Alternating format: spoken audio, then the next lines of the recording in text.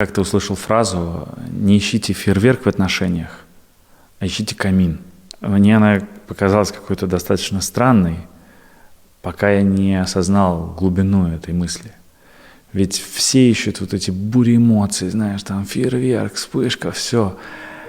Но в таком состоянии невозможно понять, подойдет ли тебе человек для счастливой, полноценной жизни.